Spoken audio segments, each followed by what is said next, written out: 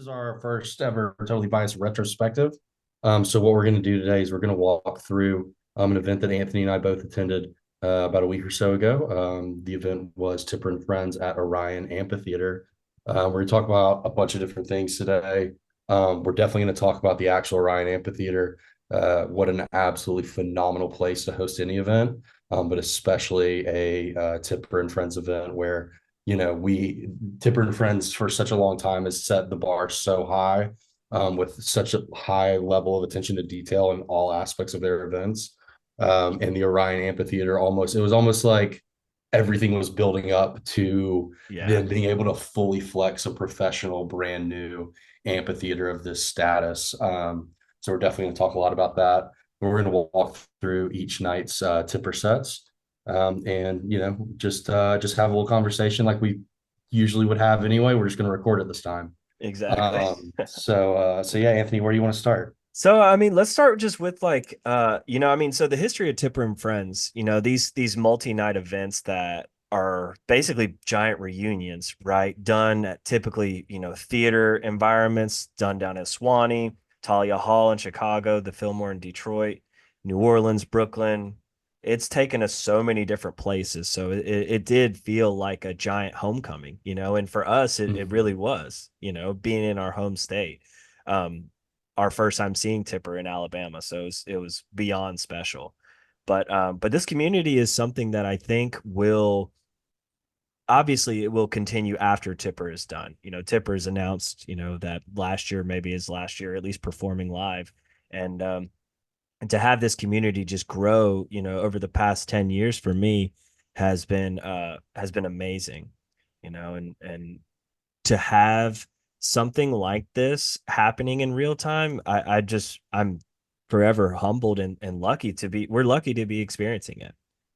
Yeah, and you say it's like a homecoming or a reunion, but what's interesting is it obviously didn't start out that way, right? Like we kind of all created these connections, and a lot of people that were on the lot that were selling art in 2016 at Swanee, that's not what they were doing, right? They were just regular patrons, like I've remained. But other people have grown into creating and contributing art in different ways, and that was one of the coolest things about the lot experience in general. Is like I had so many people that I knew that were out there selling, like what their creative outlet was, yourself included, with your vinyl dip records and other like dipped accessories. Oh, by the way, I wanted to get a mushroom. I got you. But Mhm. yeah, I need to get one of those. But like shout out like Corey Eby, longtime friend. He was out there selling some of his paintings and rocks and things of that nature. My friend Chi was selling his rings, and a lot of other people that I know were out there. Like it was just like walking booth to booth, where Tipper has inspired these artists in so many different like mediums, and all of those things existing right there in a parking lot, easily accessible, reminiscent, of course, of Fish Lot or Dead Lot, where it's a little more, they've had a little more established and sophisticated type of fan bases just because of the longevity of those bands' careers. It was cool to see the Tipper community kind of rise to that occasion.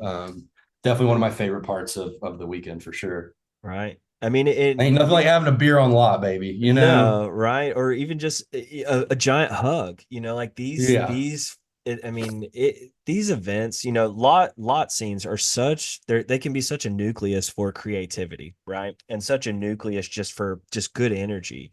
And I love the fact that we were all able to participate in that, and they were very open and very communicative. Again, the Tipper and Friends team, which we will probably shout out throughout this entire thing in one aspect or another.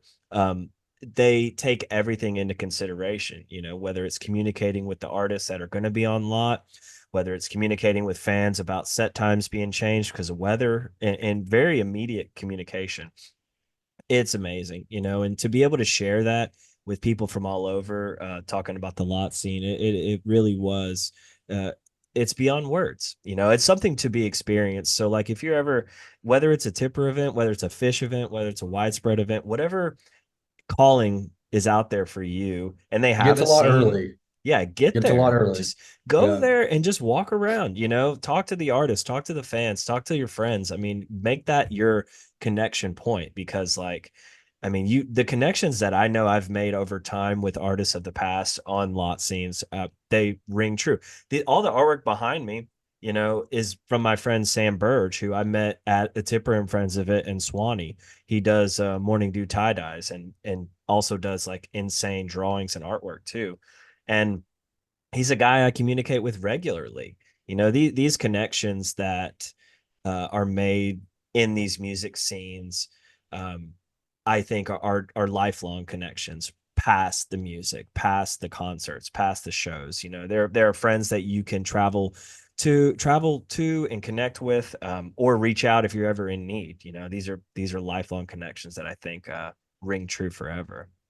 Yeah, and the thing about, and this has been a critique that I've had about like just the concept of not having set breaks in between music for tipper events is, set breaks a lot of times are an opportunity for you to, connect with someone, talk with somebody, go around like where the music isn't the main focus.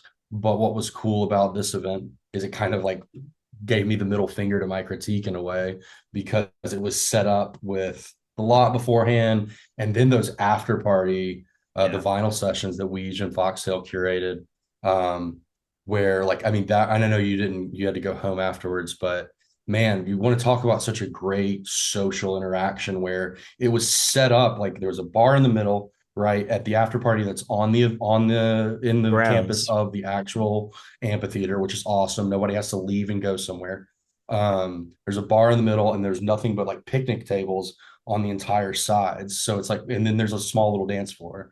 So it's very much just like promote, and the music that was played from the audio of Weege and Foxtail was just like Right. very much promoting conversation. Sunday got a little different. They went a little in, and the boys had some fun up there for sure, and kind of made a little bit more of a party atmosphere, which was dope. Yeah. Which because after ambient night, I think there's a certain amount of pent up energy.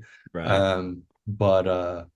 But yeah, no, it was just a really, really great environment to be able to reconnect with people in our home state of Alabama, um, where there was some judgment, I think, when these were initially announced, just because Alabama has, history and whatnot that's not exactly the best. But for years we've been traveling, and kind of I feel like in some ways our crew of friends from Birmingham and a great community that we've created has been changing that narrative for our state and in the music scene in the music community. And it was great for people to be able to come down and see it for themselves, that we have something beautiful going on down there. So Yeah. yeah. And like that environment, that post-show environment is something that takes a lot of forethought to curate, right? Because Yeah, me personally, after Tipper, there's nothing else honestly I want in my eardrums. I I don't want to really want to listen to resonate. bass music for the Exactly, right? most And part. like the way they curated it, with like, bring records that are from your parents' collection, bring some old school Muscle Shoals type music, to just create a vibe that's not heavy, heavy energy, but it is so digestible, coming out of that mental Yeah. headspace from a Tipper show, which is sensory overload, right? Into Uh-huh. that type of vibe outdoors, just collective of people. It was so beyond well done, I think. And since it was vinyl, there was a lot of times where like, they're like playing a track, and then they would like, it would be not like your typical like butter transition from one track to the next, right? You're kind of like fading one in and starting another Mhm. track or what and whatnot. And so became so much about like track selection, and that type of stuff. And it just like promoted this idea of like, hey, like we're here playing music, and like the vibe is like the main attraction, not necessarily you don't need to pay full attention. And then sometimes they would of course steal your attention with a handful of like they played Everything in Its Right Place by Mhm. Radiohead, which obviously everyone just like melted. Yeah. What's the song? I'll remember it later, but something. Yeah, I'll remember it later. But yeah, there was a bunch of good moments there. I want to talk a little bit about the Orion Amphitheater. That was my first time there. I don't think it was your first time, right? So I had not seen a concert there. I had been there to vend art before, but no, first time seeing a concert, seeing a show there, and God, beyond blowing every expectation out of the water. Dude, it was like from front to back. Like their staff was absolutely phenomenal. They knew, like, anytime I had a logistical question, nothing crazy, just like where's this, where's that, or what can you do here? Anytime I asked anyone, they all knew. They're like, Everyone are knew. we're super well educated. Yeah, they like love that place too. By the end of the weekend, they were all wearing fucking glitter and shit in their faces. The guys were wearing goofy hats, and the bartenders are just like having an absolute blast. Like they were loving it, man. Yeah. Um, you talk about food selections, like they had, you could curate a charcuterie board or sandwich box. Yeah. Hell, you get that shit brought to your You- seat if you were sitting in certain sections. Exactly. Like right to Exactly. same thing with drinks too. Like, they had an entire bourbon bar, very like is yeah, Reasonably. yeah, reasonably priced. Like it was like restaurant prices. Like we paid $30 for a glass of Blanton's, which is a pretty high end bourbon. That if you go out to a nice restaurant, that's about what you're gonna pay, if not a little more. So anywhere between like 25 and $30 is like something you wouldn't like blink an eye at. So yeah, I mean they're doing what they can to keep prices low. Obviously, that's where your profit margin is in places like this. Any given bar, entertainment, venue, that's where you can make the most money. So mad respect. I don't know who owns this place, but it's very clear that they have like a vision for it. And I mean, they let us play music till 2 a.m. Right. And I mean, it should be said that this venue is only 2 years old. I mean, like from a get your Yeah. feet wet type of standpoint, I mean, they are hitting their stride, early on. I mean, Uh-huh. everything has been thought out, prior to starting to book these shows. The one thing I have to mention because, I didn't take any photos at this tipper event except for one. And it was because at the bar, they serve obviously all sorts of alcohol, but they had kombucha there. And you lucky enough to give me a glass of one of the last bottles of a Birmingham local brewery who's now out Which of you had business. asked me not to buy it for you. Right. You said just ask if they had it, and they only had two left. And I was like, well, if I say no, and then he comes back and it's not here, it's going to be a disappointment. So I did make the decision to go against your wishes. Just But want it to was call the that right out. one. It was the right one because Thank yeah, you. Yeah, yeah. very likely the last bottle of ginger sunshine brewed by Harvest Roots straight out of Birmingham. So that Oh, meant I didn't so know much. that. Oh yeah. I mean like that in all honesty, that is my favorite kombucha I've ever had ever. And I had one on Friday night and then Saturday night was the night that you got me that glass or that bottle. So like yeah, that very much like meant so much to me that they had it there. So I had that was the one picture I took was of the bottle the lady pulled out of the cooler. And I'm like, oh, that just Huh, that's so that's the one cool. picture you took. That's Yeah, amazing. right. That's I didn't know that was like that they like I knew they didn't have the location anymore, but I didn't realize they like went out of business. Yeah, yeah. Well, hell yeah, All that's right. very close. That's what I mean. It gets even cooler. Like again, like this venue, whether it's tipper, whether it's just the magic of the scene, like moments like this happen regularly. Whether it's you connect with a friend you had no idea was going to be there, right? Or you just for whatever reason vibe with the bartender who's working there. I mean, Yeah. like these moments happen, and I think just being there is just a part of it. Yeah, and I mean that's cool. They had kombucha. They had other non-alcoholic options too. They had like all the athletic beers and stuff too, which Right. I consume alcohol, but not everyone does. And like it's great for people, especially for people that are like trying not to drink, to have other options where they can still like enjoy a beverage, but Right. it not have alcohol in it. So yeah, that's Exactly. that's great. Didn't even realize about the Right. Hartford thing.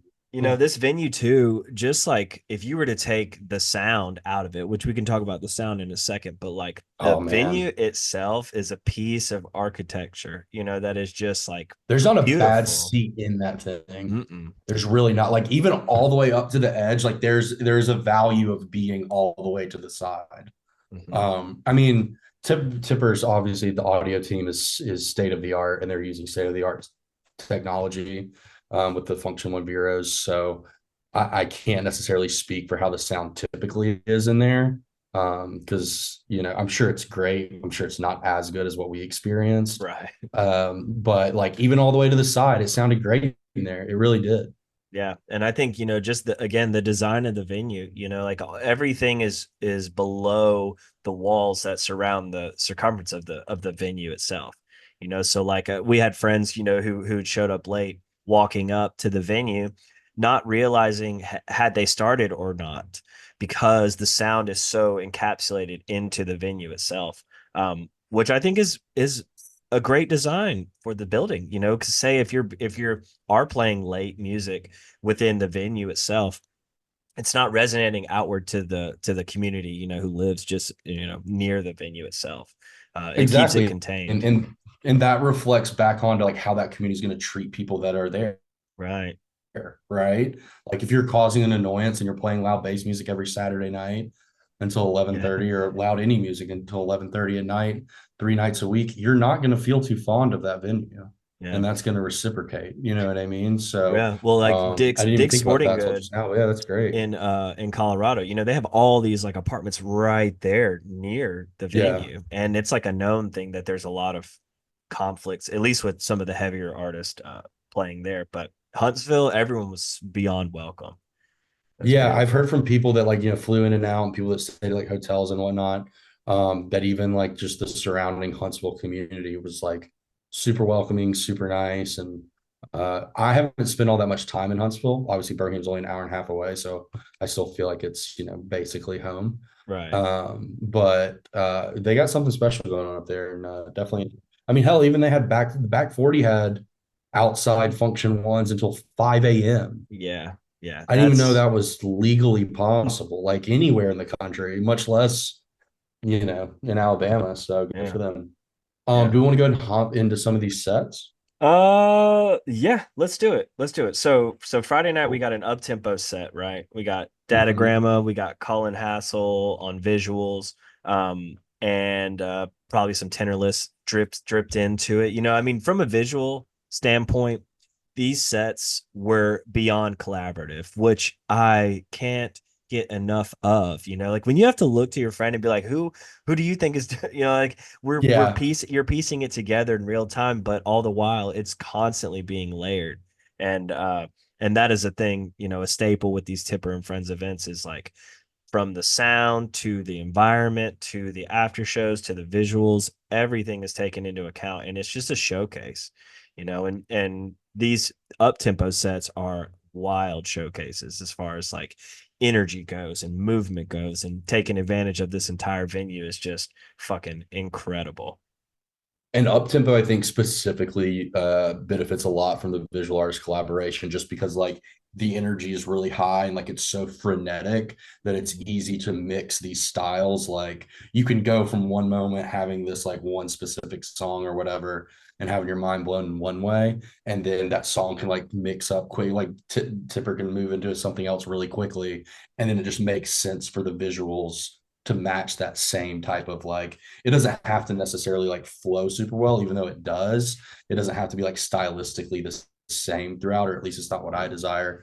Right. Whereas like with Ambient Night, I feel like we saw Singer, you the Tennis was in there too, and there's some other folks in the mix, but Singer, I think, was the one really kind of running the show there for the most part, adding a lot of those layers on top of it. And it felt more like cohesive in that way. Whereas this was just like, holy shit, this is sick. Holy shit, this is sick. Holy shit, this is sick. Like that over and over and over that is a again. temp that is an up tempo set in a nutshell. You know, like Right. the way that because like I've been very conscious really up until this point right now to not know or not really dig into Tipper name tracks that much. You know, an up tempo set is laced with, you know, question marks and IDs and VIPs and things like that. So like in my mind, it would never made sense to go down that road because there's so many dead ends. But the beauty in these Tipper sets that you start to go after you start going to a few sets, you just start recognizing the songs for the sounds, right? For the Mhm. organicness that is that makes these tracks, right? And up tempo sets are full of like a minute and a half bangers, you know, that's just one after another. And I think no one does it like Dave Tipper in a sense, like where you're never gonna we may never know what these songs are called, but like you will recognize them. Yeah, and like we talked about this before, but you remember certain, or at least I do, or we both do, remember certain songs from certain events and certain moments in time. It's like I know this song by the way I've experienced it in the past. And Mhm. while I have been critical of like the lack of sharing of set list and that being like not necessarily promoted within the tipper community, the handoff from that is you having those type of experiences. Whereas I'm not looking at a tipper set list after a show like I do with every other band that I Right, follow. right.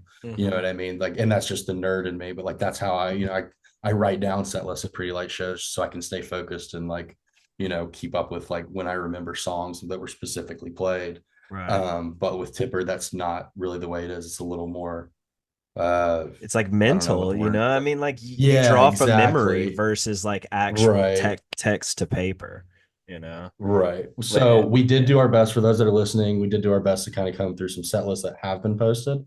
Um and look through tracks and whatnot. The first song that I want to talk about with Uptempo is the Fanfarra VIP the opener. opener. And the fact that like, Dave just went ham scratching over this. And that was a theme that persisted not just through the night, but through Saturday night as well.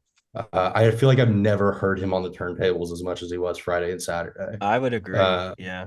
Especially Friday, dude. It was like his hand never lifted off. Like, I mean, he was just staying in the pocket. Oh. And it was sick. So we're gonna play a clip of that right now.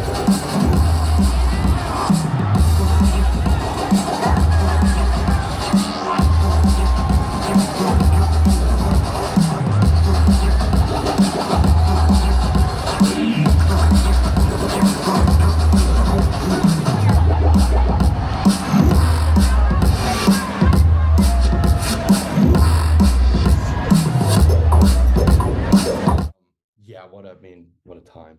Oh yeah. Oh yeah. And and I'm like 99% sure this is Tenderless's work. Shout out to the boy Joe. Oh, you're talking about the But visuals right now? The yeah, green? visuals right here. I feel like are definitely him, right? I, I think it's Datagramma.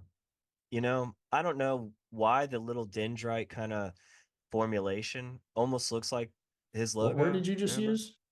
Dendrite, kind of formulation. I've never heard that Dendrites before. like little coral like looking things that grow. Okay, gotcha. Nice. Maybe I made it I up. learned something. No, I learned something new today. but it kind of reminds me of their logo. But that's the point right now that we Right. still can't tell. Even Yeah, looking at it a week later, But literally. it's beautiful. We can agree on that. Yeah, either way, it's dope. Oh yeah. And yeah, I mean, we're both pretty involved, but we're not as involved as some folks are. And it kind of keeps the magic in it for me Yeah. at least, Yeah. as Oh far yeah. as, like, yeah. So Well, I mean, like I can um just distinctly remember at shows saying, "Oh, I think it's this track," and then yeah. realizing after the fact, no, it wasn't that track. But like, who cares? In the moment, we're feeling whatever's being played. You don't have to be Right. purist when it comes to track titling at a tipper show. Just fucking lose yourself in the music, right? Yeah, have fun with it. And it's cool that that's kind of translated now to the screen too. Exactly. You know what I mean? Whereas before it was, very specific pairings, and definitely enjoyed that too. But this like whole like team effort thing is dope and very fresh. Oh, In yeah. a way that they've kind of kept it fresh for us. Mhm. Was there a specific timestamp that you wanted me to jump to? It's gonna be let's see, you're on Rage Sage. It's gonna be around 16 minutes. So unless you have anything before 16 minutes, go like No. 16:20. Go 16:20. Okay, So cool. so before you play it, this I don't know the name of this track, but every time I hear it live, I mean, you know what's coming. So like Uh-huh. it is a wild ride. So whenever you're ready, Trey, let her rip.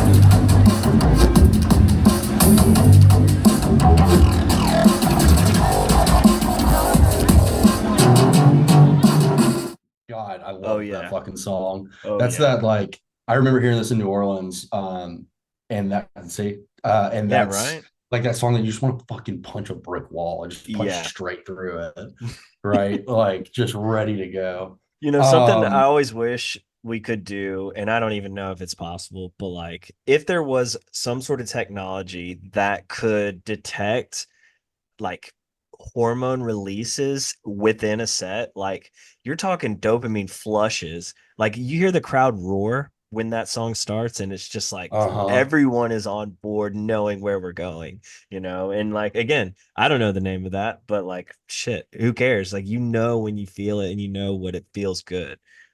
So yeah, that one so much fun. Well, it's funny you talk about the hormone release stuff. Just a quick aside from Tipper, Pre-Light's crew, that's what they're working on with the biometric feedback Yeah. stuff from the crowd. Hmm. And they're trying to, I really think they're trying to put that, we can talk about that later. Yeah. But I really think that's kind of what they're trying to do is like, hey, let's like analyze this data that like that you can easily obtain, and kind of see what Hmm. we can do with it. So Well, and like, anyway, Tipper being such a psychedelic performance, right? In all aspects of that word. Um, Something that you notice when you're on psychedelics and you're at a show, or if you ever look at your phone and your phone like, is illuminating, right? In an odd way. Your eyes are dilated at that point. And I haven't I haven't taken drugs at the past few Tipper shows that I've been at, and like I can pull out my phone and still realize that there is something chemically happening within my body, and it's there's a reaction happening. So like to say that you can get high off these shows without ingesting any substances is a fact. I would beyond stand by that. I mean, you can get things that will send you to the next place, right? But like the mhm. show in itself, you don't need any substances. You're immersed in this environment that is going to inevitably affect your nervous system in the most beautiful way. Yeah, I mean, everyone's on their own journey. I personally have never consumed any form of illegal narcotic. Um, but for those that do choose to do that, especially at tipper shows, of course, just be safe out there. But hey, Yeah. dude, you can do Yeah. whatever you want. You can That do was whatever another thing. do I whatever you didn't want, see man. there wasn't a lot. There was a few medical There was situations, a but few. like not a ton. I mean, No, the community does take care of each other. I did see, and I won't get into the specifics of what happened, but I did see a situation happen involving like an individual and where they potentially like hurt themselves, not like intentionally hurt themselves, but it just like might have caused harm. And man, the reaction from the community, from people, and then like very, very shortly after, an Orion staff member, was so instant. Like we had, it was me and two other people kind of immediately came to this person's aid to make sure they were okay. And then like 8 seconds later, a staff member came up and they asked us, they said, is he all right? Like, does he need help? Mhm. So they like understood, Yeah. like in that moment, they understood several things simultaneously. They understood A, this person might need assistance, B, to trust the people that were already there helping them, to direct their questions to them and not to get involved immediately. And C, provided like be available to get assistance if needed. And Right. not like overreacting to the situation where again it looked a little scary for sure. Yeah. So yeah, good job, team. Way to Yeah. go. Definitely. Definitely. The next song that I had queued up is I want to talk about this Covered in Lobsters VIP, which Covered in Lobsters is kind of has been a staple. It's not played all the time, it is played like consistently enough. Usually it's just like VIP, but this one's a little different. I don't have the exact timestamp, so work with me here.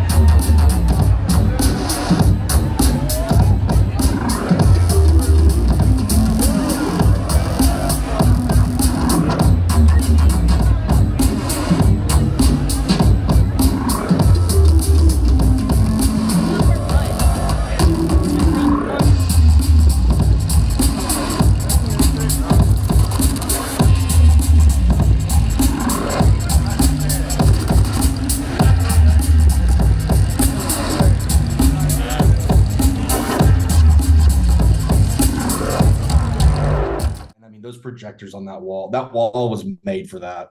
Like, I don't care if it was a conscious intention or, just the universe kind of plucking that idea and whoever designed this building, but like, fuck, man.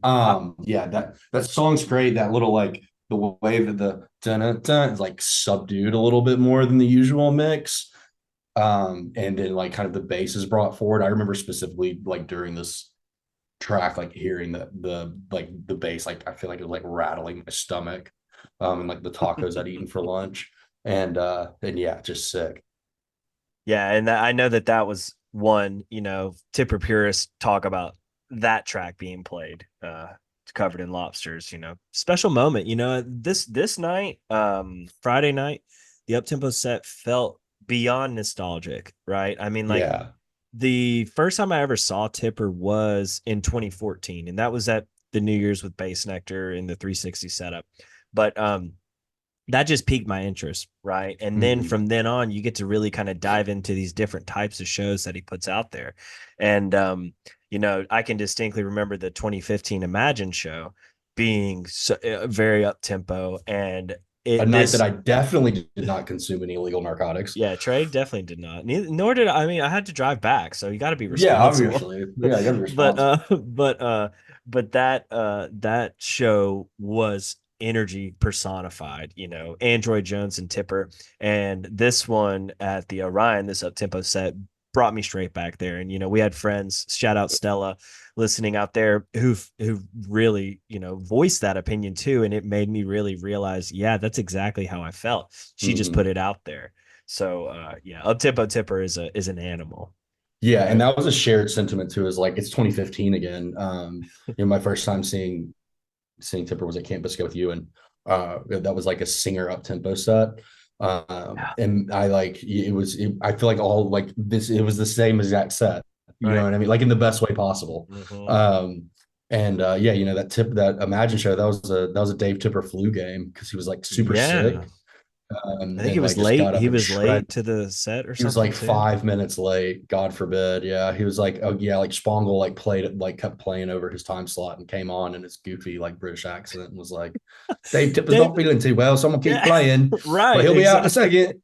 And then Dave played for like 55 or 45 minutes, burned the house down. The thing never know the wiser. Yeah, Dave Tipper does not waste any time on stage. He doesn't waste any time. I want to talk about the time thing when we get to Downtempo, so let's put a pin in that. Okay.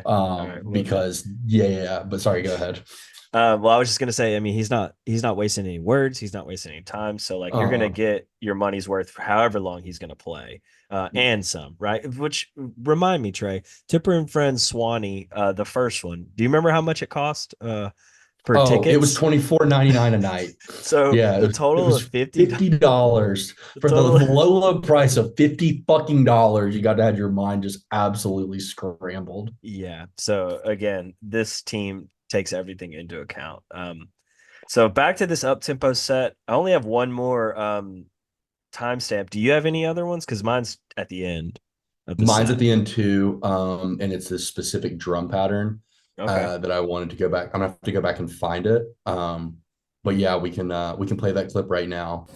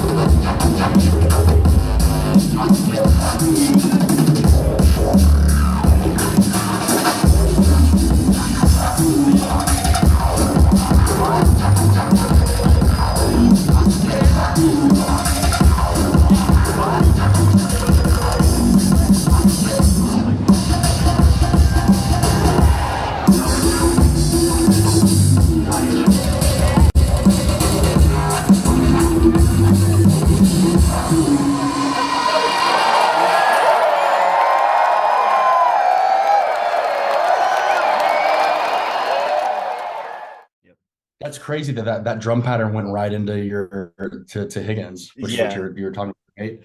Yeah, that is pretty Yeah, insane. see what I was hearing though is like that there's like acoustic drums that he like fully isolated out and like came from like such an electronic place into these like acoustic like and Yes.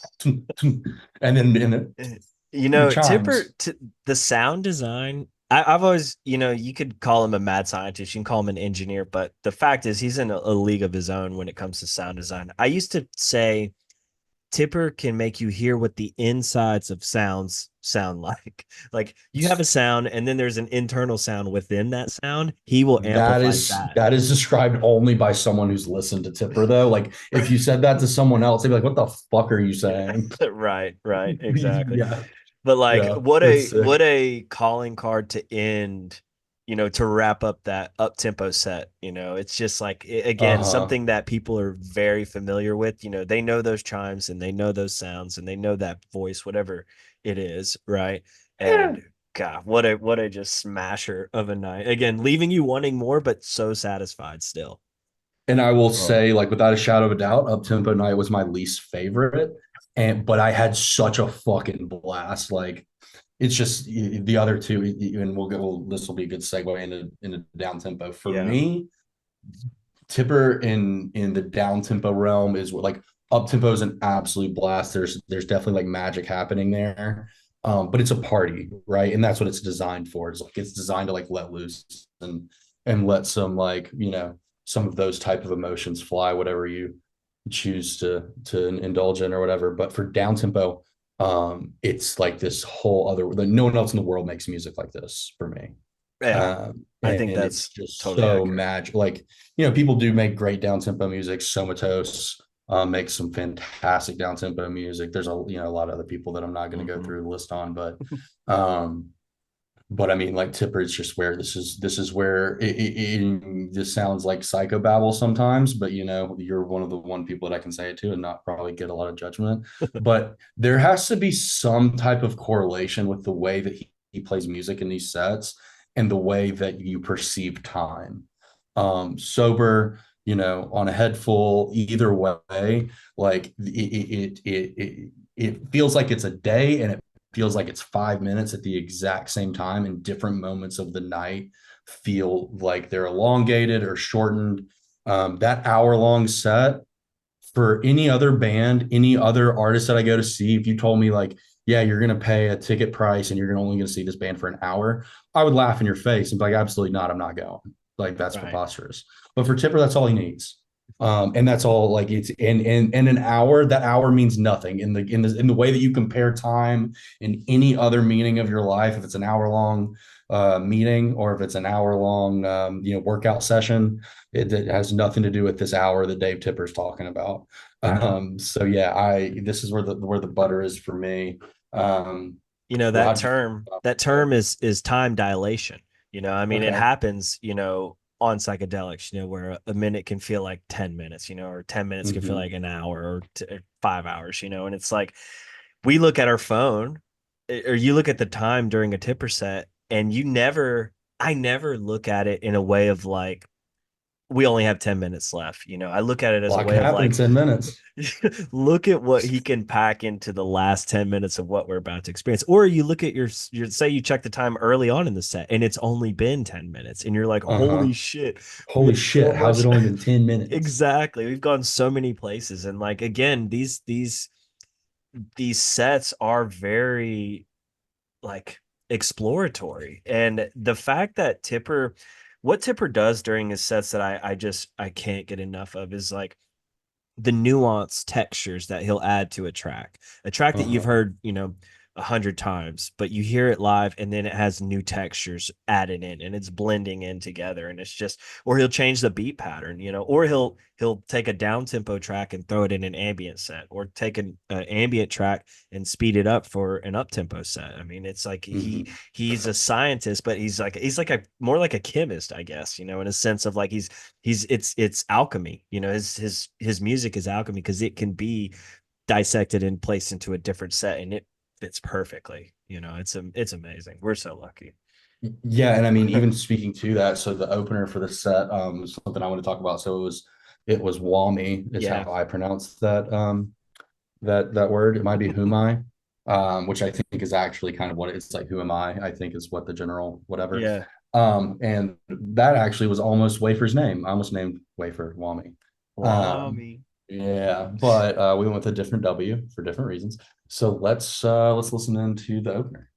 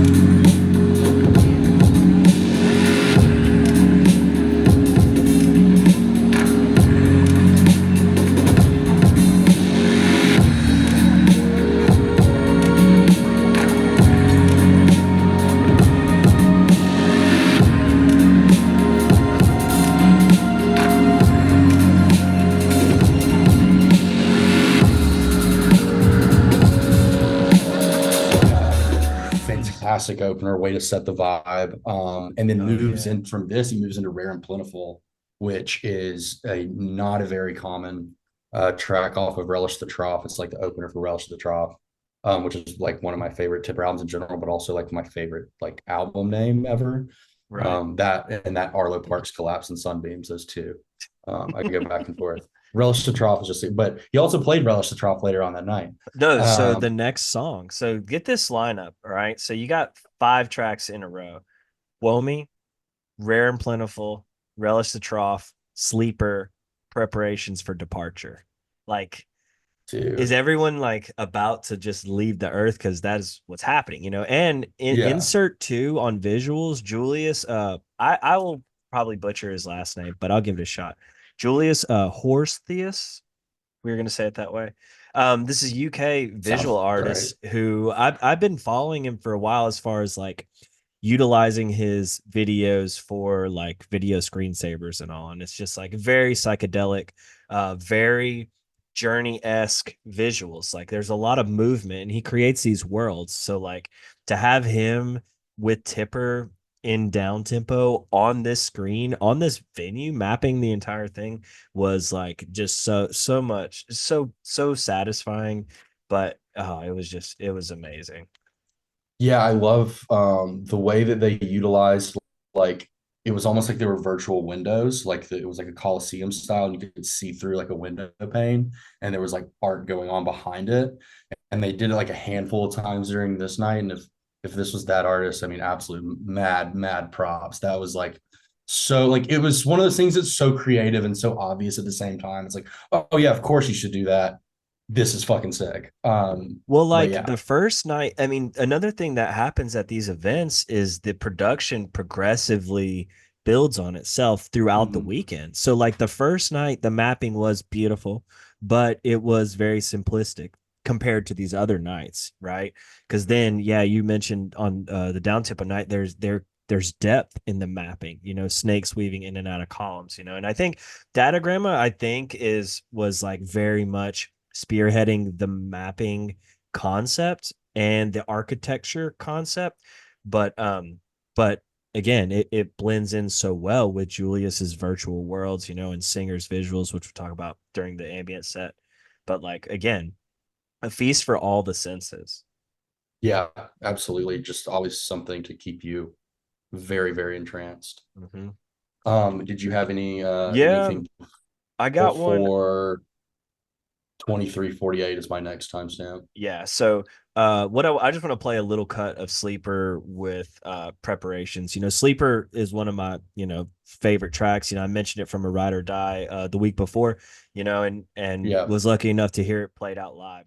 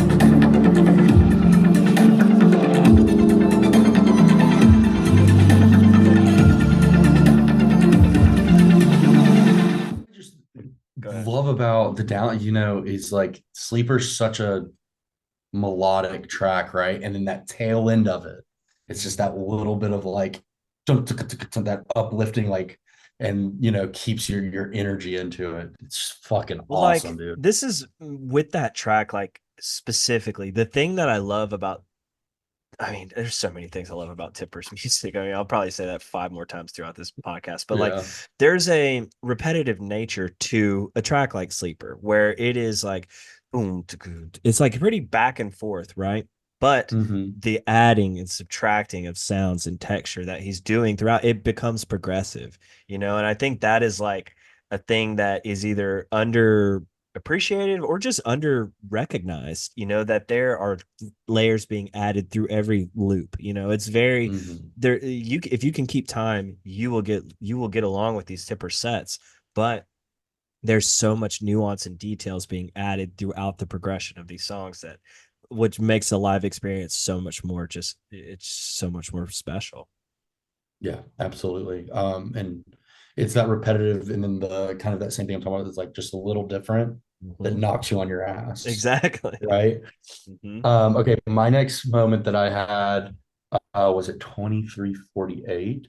And what I really wanted to talk about here is, first of all, I don't know the name of this track. I think it's unreleased, but once again, going back to I didn't realize we were going to talk about the visuals as much as we are, but it's just like when it's right in front of you, it's so hard not to Right.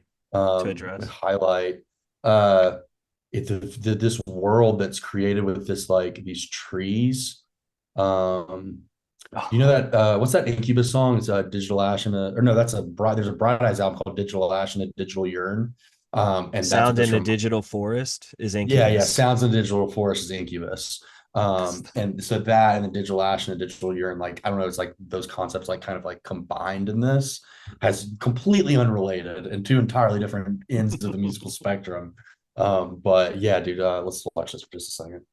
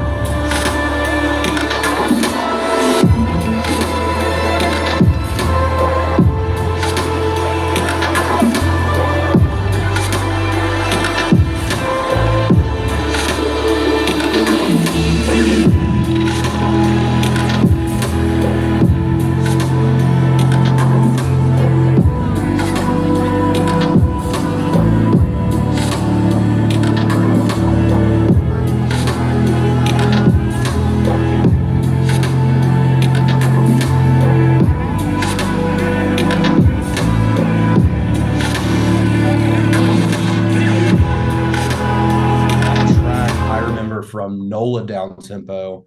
That was the one that you and I talked about many times with the Mars world going through with the twisting and the turning and the zooming in and the out. That sounds like a totally normal sentence to say, but yeah, I get it. But yeah, no, it's a fucking phenomenal song. So good. And I have one more. It's at 50 minutes and 34 seconds. I didn't know if you had a different one before then or after then. Two more from me, and then we'll close with yours. Cool. So what we're gonna go into now is this Calypso part of the set. I don't know what it's called or where it came from or if it's been played again. So jump to about 34:26-ish. Okay. And we'll see where we land. You might go 35. Go to 35 minutes, and then we'll go from 35 there. Flat heard. Yeah, right there.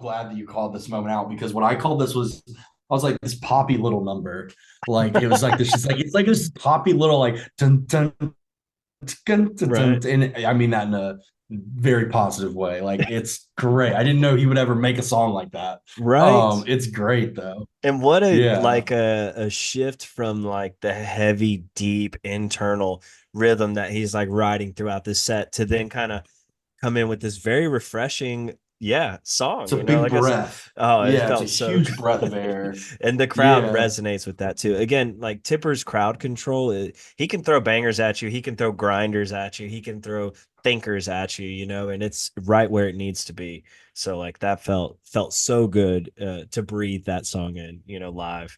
So I got one more thing for that we you. haven't Go ahead. Yeah, one thing that we haven't talked about yet is kind of the rain that happened on Saturday. Yeah. and how it pushed everything back by 30 minutes. Everyone's at least a little damp. Mhm. Or most people I was around were. And it was almost like a humidity kind of in the air. And I feel like by this, I'm not saying that he control the weather or anything like that, but like that is just such a perfect setting for down tempo, right? It's like kind of squanchy and like, whatever. But by this time, it's kind of like that air, like it was like it had lifted up a little bit. And this was like Yeah. this track just kind of like felt like the sonicification, which that's not a fucking word, of like the atmosphere, the literal atmosphere that we were in. Well, it's like, But do yeah, you wonder, does the music affect the environment? Does the environment affect the music? And it's just kind of this symbiosis of everything, coming together. one So, might call that a yeah, swirl, brother. the swirl. A swirl, yes. Tipper knows Um, about the swirl. Tipper definitely Tipper officially knows about the Yeah, he swirl. does, right? Yeah. Well, So speaking of, I did wear the old oh, Chicago nice. swirl Tipper PL You bought that on lot. Twilight. Yeah, back when. The only night I went for that weekend. Yeah, why did you only go Yeah. one night that weekend? I can't remember. It was must have just been travel. My Yeah, travel. because I tried to convince you to stay in our hotel because Yeah. we only had You like tried eight very people in hard. there, so we figured we should get nine. Right. Yeah. All right, what's your next All right. So timestamp? the next timestamp, go to about this track. So I did not have a name for it until the set list. Shout out to the set list guys. Let me give them a shout out real quick. So we got Yeah, Ethan Russell on Facebook. We've got the real Delio 42069 on YouTube. four And two six nine, baby, nice. yeah, on Discord, we got Andrew.rudeboy0894. Shout out to these guys because that Nice. trying to decipher a tipper set after a tipper set, I know that struggle, and like by all means want to shout you guys out. So this song is written as Kites Couldn't Even. It was actually released Okay. as a preview track that Tipper did through Facebook. So go about 42 minutes in and let this bad boy ride out. Let this bitch breathe. Hold on Mhm. a second. Let this kite fly. Let this kite fly.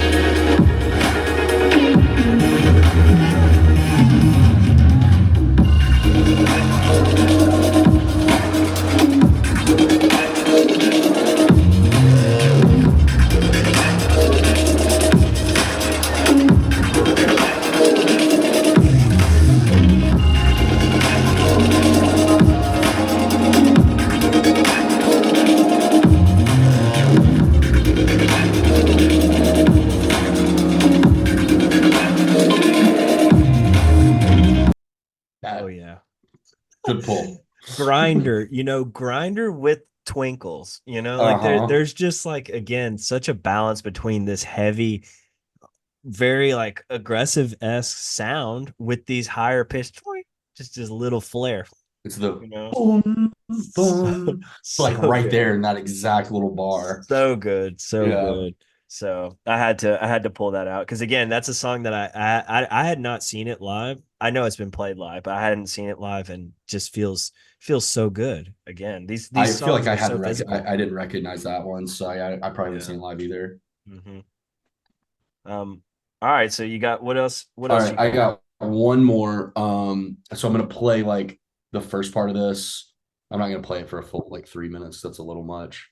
Or maybe we will. I don't know. We'll Maybe figure we'll that see. out in post. hmm Might be a good way to send off since this is our last track for the down tempo night. But so this first track is a new song, I think, or at least it's new to me.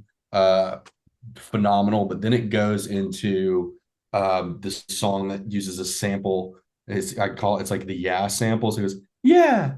But this is a VIP of that track, so the yeah is kind of flipped around and like distorted a little bit. I think it's really, really cool and like a big time twist on what it was before. But the thing that I like about the yeah sample so much is in 2019 Fish Tour, John Fishman, the drummer for Fish, had a sample pad, and he had a sample pad and he would hit it and he'd go, yeah. And it was very similar to the Dave Tipper, yeah. And so I would have this bit, and I was like, John Fishman's a Tipper fan. Because like at some point I'd seen like almost like weekend to weekend, back to back, like Tipper and Fish shows where both samples were used. And it was just like this melding of two worlds that don't meld at all. And it was super cool. And I used to have a yeah sticker on my laptop. That was kind of an homage to both of those things. So yeah, let's play that.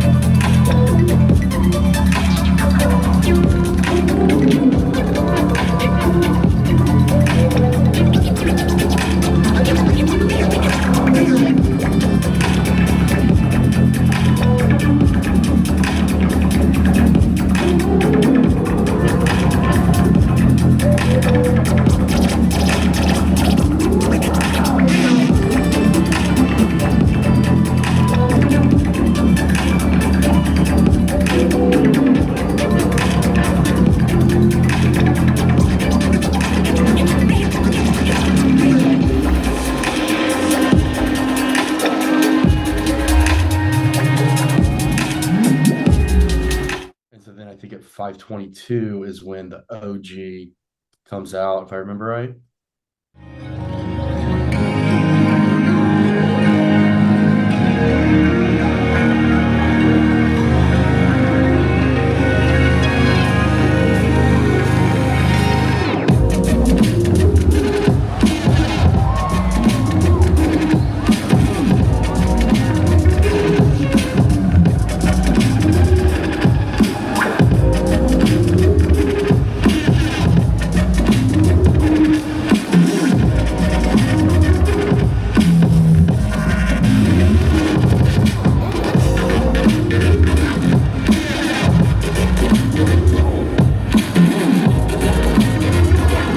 Shout out to Yaz everywhere. Yeah, that is really interesting because, like, you know, Tipper, his scratch samples are so distinctly Tipper, whatever they are, wherever they come from. But that's interesting to make that correlation because that would have flown over my head. At least the nuance of those samples too. It's so, just I just like have keyed in on that specific thing so hard. You know what I mean? So when I hear, I'm like, oh my God, he did the thing that I like. Trey's at a show and someone's like, yeah, man. Trey's like, wait, did you say yeah? Yeah. Did you say the word yeah? It's a very common word, yeah. Very keying in on that. Yeah. Well, that concludes our well, let me professional you got something else for Downtempo? I don't want to, we don't have to pull it up, but definitely shout out that no, let's pull it up. All right, well then let's go to the very end. The Sinbanshee drum and bass to halftime, dude. Like this is this is my soul. Like if you want to really take me at a show and elevate my consciousness to a level that you can't even fathom anymore, play me drum and bass and then switch it to halftime right where you need it to. So go to, how long is that video? So go to like 59 minutes flat and let's see if we can catch the drum and bass to the halftime. Because that switch up this is the first time he played this, the VIP. Okay, yeah, I was gonna say, because I remember the Resonant Sinbanshee that like sent us all into a frenzy too.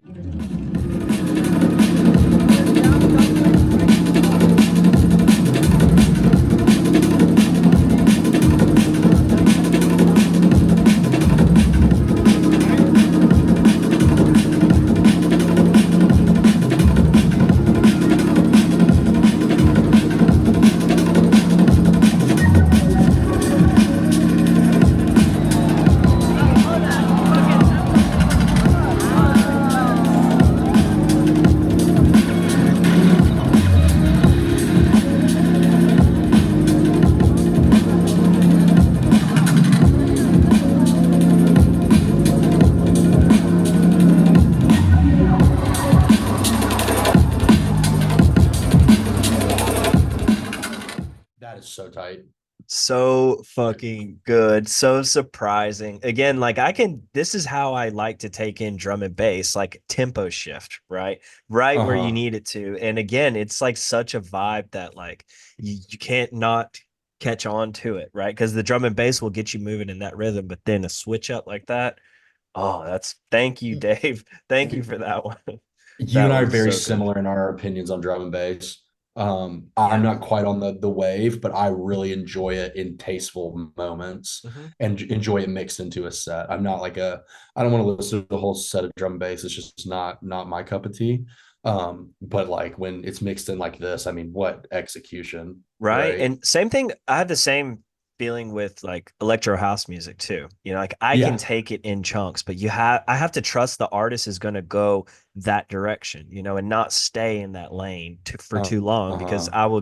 I will check out mentally if it's too much electro house or too much drum and bass. But if I know that you can do this, which like Dave Tipper is one of those artists that I can trust wholeheartedly, I'm in. I'm in on the drum and bass because I know where it's going to go. And if it doesn't go, it's Yeah. going to close out a set like you mentioned at was that at Swanee?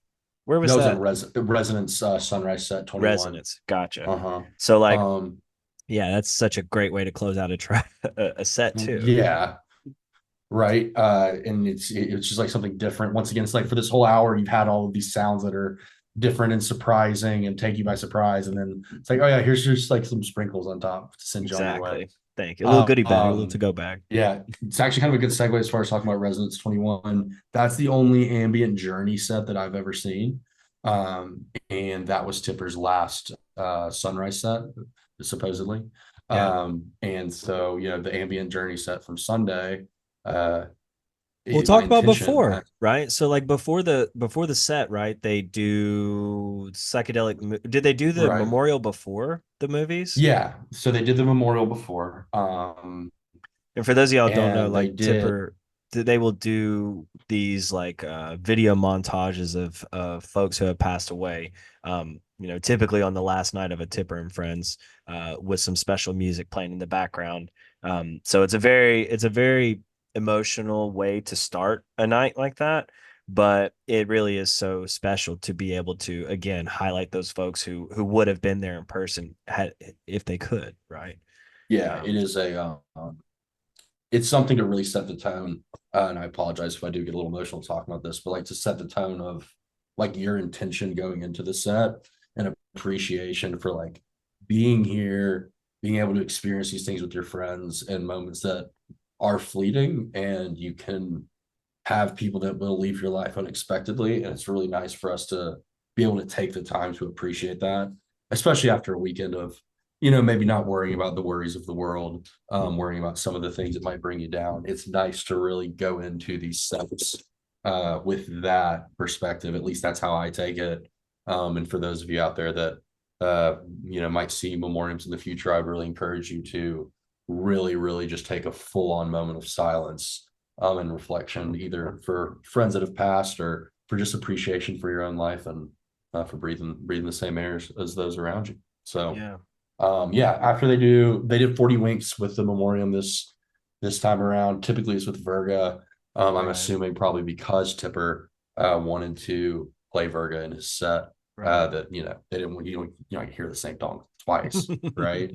So from there we went into the psychedelic movies, which are always just goofy to me. It's not something that I ever really like have a high appreciation for, but man, the fucking Dune one with Elmo, that shit sent me on my ass. That was Yeah. hilarious. Well, I have a high I appreciation know you for it do. because I love animation and I love curating things for beings. I'll say beings because I curate what my dogs watch regularly. You know, I love to set things up for them, whether make a movie playlist or have them on a channel that I know is going to be cycling out, you know, quality content. But to do it live in front of a bunch of people, to just turn them on to whether it's, you know, French animators or foreign animators, are probably a better way of saying it.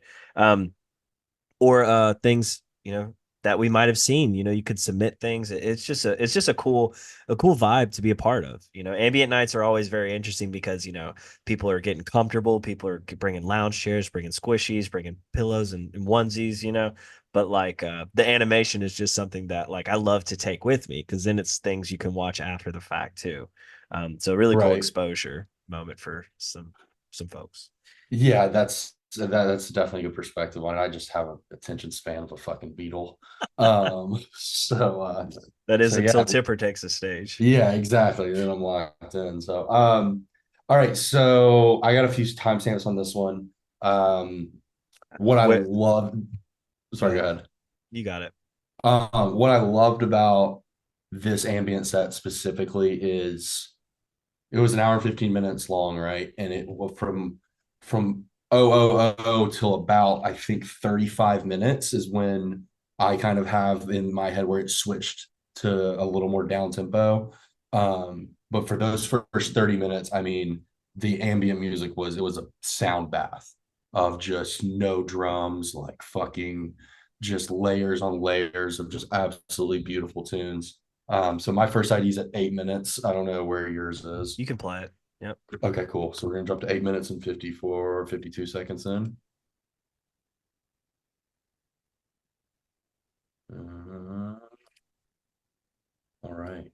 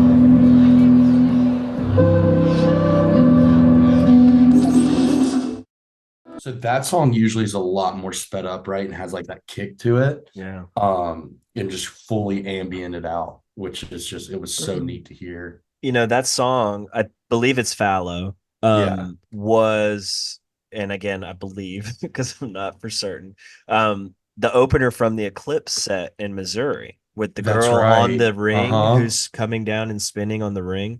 Um, I'm pretty sure, you know, it feels that way. That song to me, it sounds like a toy box, like a music box almost. When it does drop, like the original version of it does, it feels that way to me.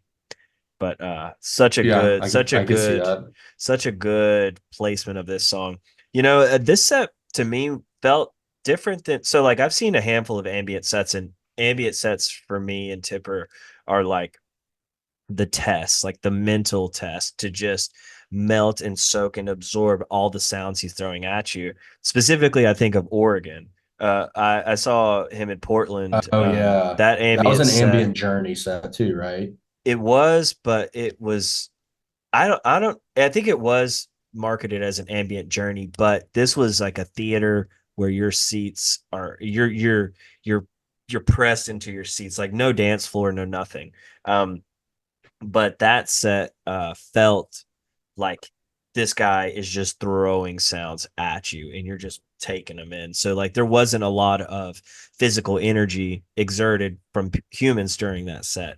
But this journey at the Orion, I mean, by this song, because Fallow goes into Virga, goes into ever decreasing circles, like I physically couldn't stay still, you know. So like I'm up and that's when the playground of this venue really starts to take over because you can really flow through the terraces of the Orion so beautifully. No one's stopping you. No one's saying you got to move out of the way. I mean, you can Mhm. really just float around this place, and that's how this set felt for me. You know, it felt just like literally just floating around the place. You know, it was so nice. Yeah, it was and I kind of want to talk about this a little bit more when we get into where it goes into more down tempo. But it was so nice to be able to, like you said, like flow in those walkways and stuff. Once again, shout out the Orion staff. I've never been in a venue where you could just freely stand in the walkway.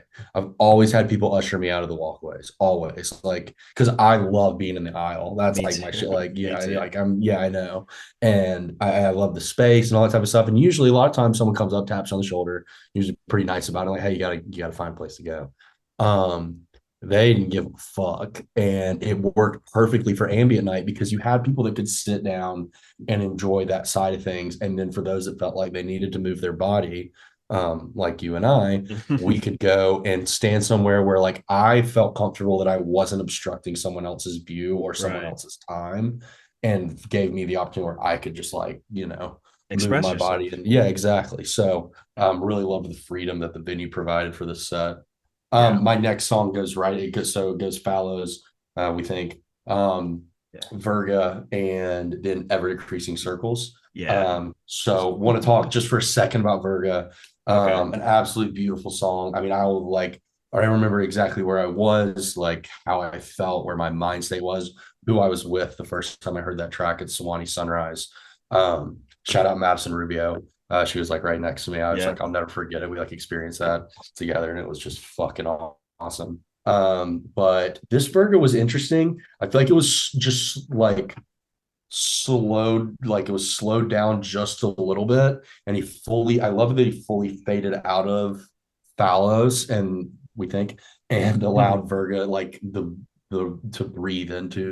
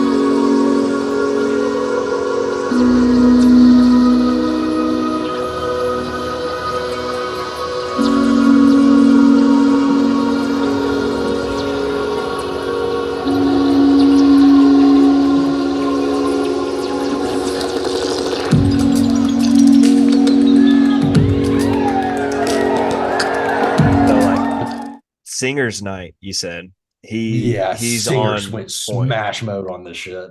Mhm. Yeah, I mean, just like these blues and these like abstract liquids throughout. I'm actually just gonna like kind of play it while we talk about it so we can look at it. Um, these So like blues. mute the video. Okay, There we go. perfect. Perfect. Um, so these like blues and Yeah. these like abstract like liquid colors that are happening. It's just it's like it's Jonathan Singer at his absolute peak. Yeah, it really is. So and it's just taken up, it's doubled up with the projection mapping in the screen. Um, yeah, great, Yeah, and great Virga job. Virga being a special track to me as with everyone, you know, but our friends Emmanuel and Hannah, I got the privilege to marry them.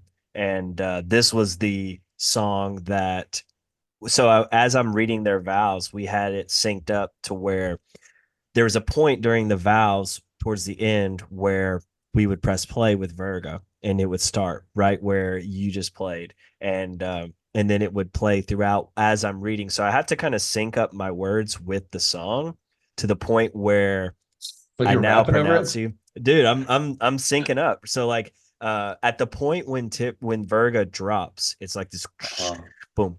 At that point would be where I would pronounce them husband and wife, and then they would kiss right in that moment. And you talk about some that sounds nerves. that sounds Yeah. hard as shit. I'll be honest with Talk you. about some practice. I mean, like I practice it. I practice with my dogs. I practice saying it out loud, but it worked, and it was timed up perfectly. And it was such a beautiful moment to happen and have, the crowd just kind of like celebrate at that moment too. It was just really special. That's unreal. Well done. Yeah. Right. Yeah, that is Yeah. really cool. hmm And then Um, I just want to shout out Ever Decreasing Circles in this set. This is a y- song that like I haven't seen live. To my knowledge, hadn't seen live. I don't think he played it in Missouri, but I don't think I have either. This was one of my number one ISOs. Like mhm. I love Ever Decreasing Circles. It's one, like that hand pan is It's too just good, too it's good. iconic. It's everything, dude. That and hmm it just sounds so great. So definitely want to listen to this one. Hell And yeah. the fact that he went back to back, right? Like he went Virga into Ever Decreasing Circles, and like that's just the like, it's a bold choice, and it's just a combo that like who knew that you needed that so bad, right? Right, So right. here's Ever Decreasing Circles.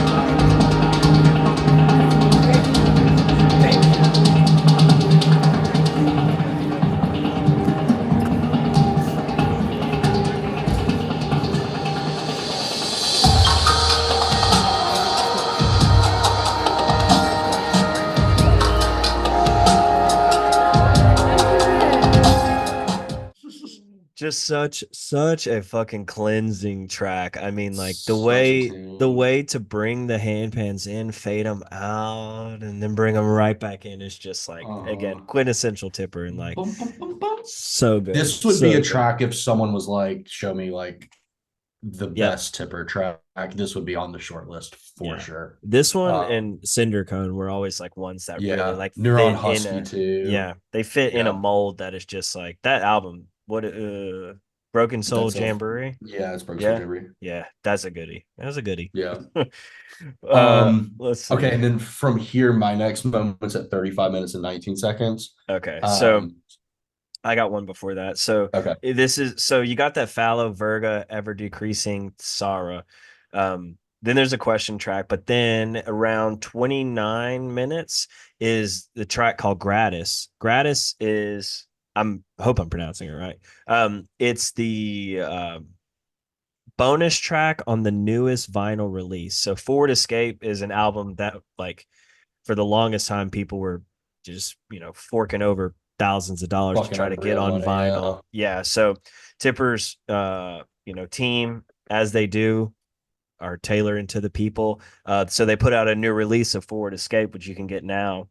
And there's a bonus track at the end called Gratis, and it is so clean. And this track was actually played in the Uptempo Set too. Uh, Potentially, if folks listening, you can look back into Uptempo Set around 7 minutes, give or take. You may hear some familiar sounds, but for this one, let's hear what the ambient Gratis sounds like.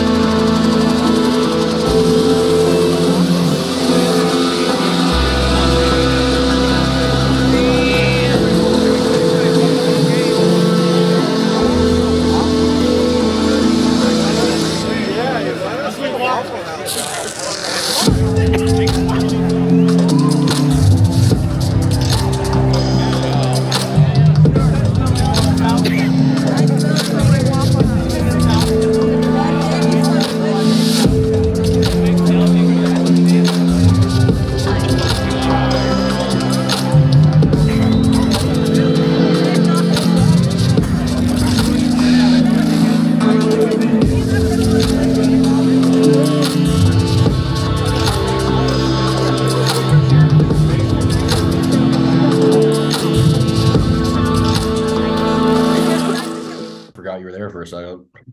Dude, you get sucked right back into Yeah. this moment, right? This is, I think, the power of recorded experiences that you have experienced. There's parties on both sides that say, why record sets? Why go back to those moments you lived them, right? But like it translates, I feel, and shout out to Rage Sage Repeat, shout out to what is it?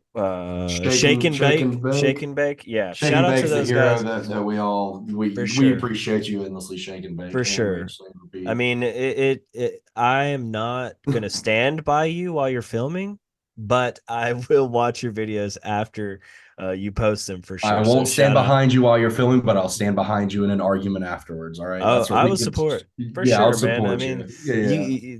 folks may call them documentarians, I mean, like I Yeah. am very much on that team because like moments like this, it's just it is so special. Yeah. And we all hope, that the team is obviously recording these things, but like in the meantime, these are stories to be told and videos to be shown and experiences to be had.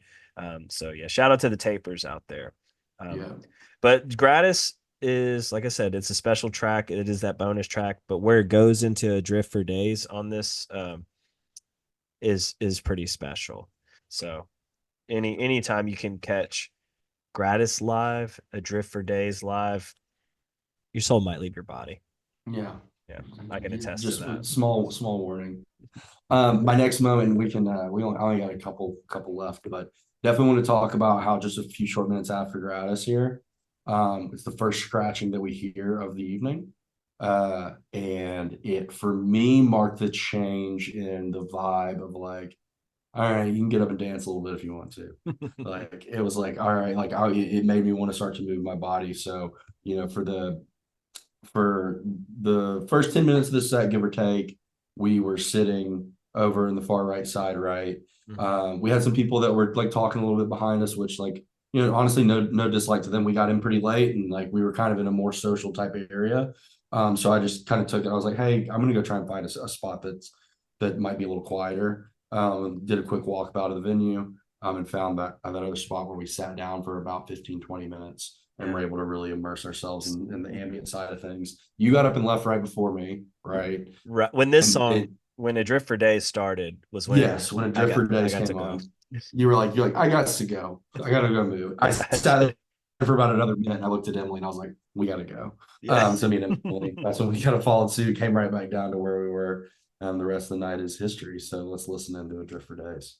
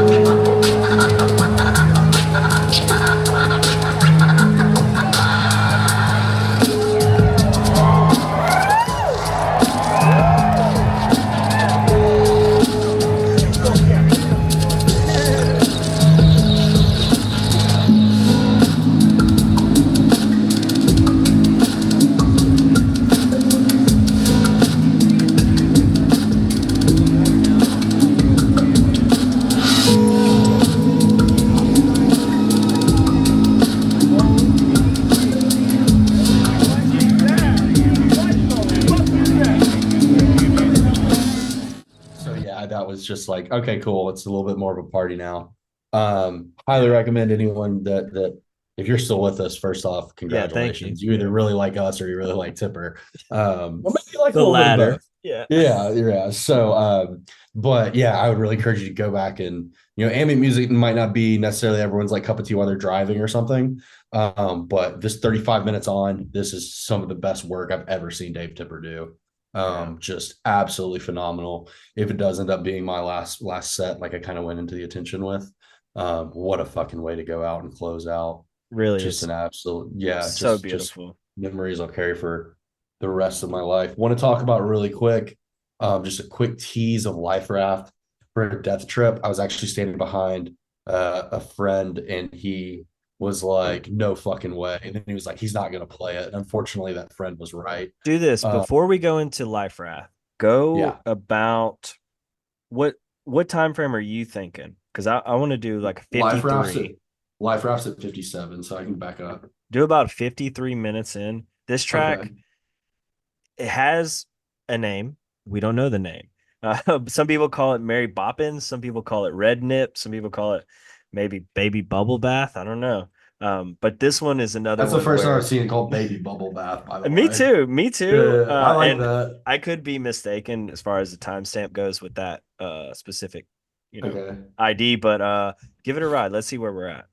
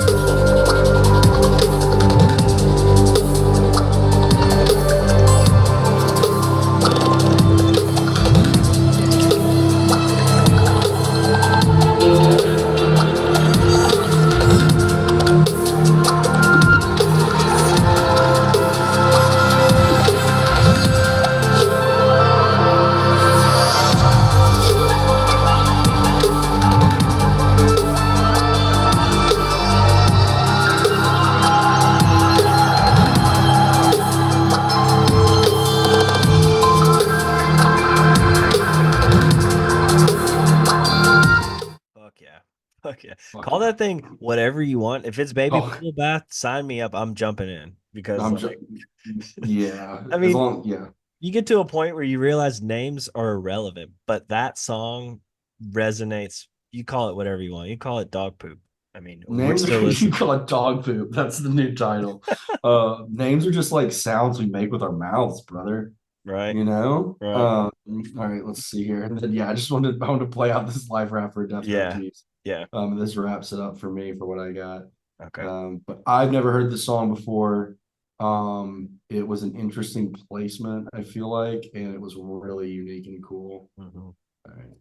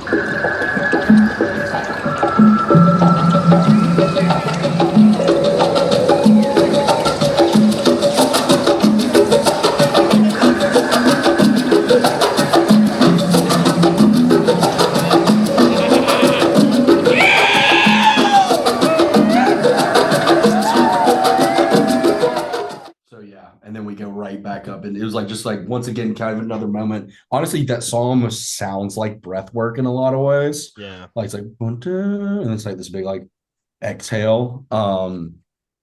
So yeah, that was really cool. Super emotional song, I'm sure for Dave when he wrote it. Yeah. And what a cool moment to drop it into a set. I mean, such a sweet little, again, things you can do in a minute is you can get on a life raft, right? And I mean, and that Yeah. sounds, I mean, it sounds like you just take that little segment and, and you can visualize being on a river, right? And approaching this other land that is a tribal land, and then you're experiencing their culture. You know, it's a beautiful blend. Right? A little Yeah. hand drum, right? Uh-huh. Nice. Love that. Well, cool. Yeah, I think that about wraps up our analysis Yeah, of the, the you know, ambient set. these Tipper and Friends events, you know, we can't harp on them enough about how special they be. Yeah, my English is They this be is what special. you know when your brain spends time in the Tipper world, you know, which like something that we can probably confidently say, you know, we've spent day at least a day of our life within a Tipper set, you know, and that can do a lot on your consciousness, you know. And I think that it may sound, you know, hippie to say, but like there's something to say about how these experiences affect you moving forward, you know. And some we should give out some shout outs, Trey. We should shout out, of course, Dave Tipper, the man who brings us together, Dave's manager, the other Dave, right? The Orion, Huntsville. Thank you for having all of us up there. All the VJs, you know, Datagramma, Tenor Julius, Jonathan, The Void, Graham, Cullen, Theron, all these guys, One Source Productions, um, and the fans, you know. I mean, this is who are these sets for? I think they're for everyone we just mentioned and the fans. You know, artists get to showcase themselves, fans get to appreciate the artwork, and we get to tell other people about it. You know, I think that's the beauty of art, is that it can be interpreted in many, many different ways. But one thing rings true, is that it's something special is happening, and we're beyond lucky, I think, to have been a part of it, you know, for so Yeah, long. we're lucky to have been turned on to it so Yeah. early and be able to build this community, you know, and help, I think, in a lot of ways. Not to like toot our own horn, but you know, I think we should respect the roles that we've played within helping build the Tipper community, helping bring friends into it that we knew would enjoy it and contribute to it endlessly, and make sure that this thing could continue to grow in the way that it has since it started. And I think at some point the friends on the Tipper and Friends lineup, it wasn't necessarily being presented to us, it was being presented by us in a lot of ways. A lot of those artists that you just named started out in the crowd the same way you and I did. A lot of everybody on that lot that has created art and is making art in different corners of the country, and participating in Operation Mindfuck. They are all influenced by Tipper, and it's like a snake eating its own head, right? Or a swirl, if you will. And we all get the opportunity to give back, and hopefully we're able to take what Tipper has given us and push it out into the world, from this event and from all the other ones. So if this is sayonara, it's been an absolute fucking blast. And it really has. And yeah. We'll see. Really we'll see where this journey takes us. Again, the story's never over. It just may take a pause. Maybe another chapter, maybe a little interlude between now and then. But until next time, Trey, it's been beautiful ride so far, right? My brother, it's been awesome. Yeah, we'll see where it goes. So, thank you for listeners. Thank you for sticking around for as long as you have. I don't. If you're still here, you're a champ. Like, hats off to you. Yeah, this has been. You can tell again how much of an impact this has on our brains and on our souls. So we'll leave you with the closing track from this ambient journey. And again, till next time, love you guys. Take care of each other, and we'll see you soon. Love you, brother. Beautiful, beautiful. Peace.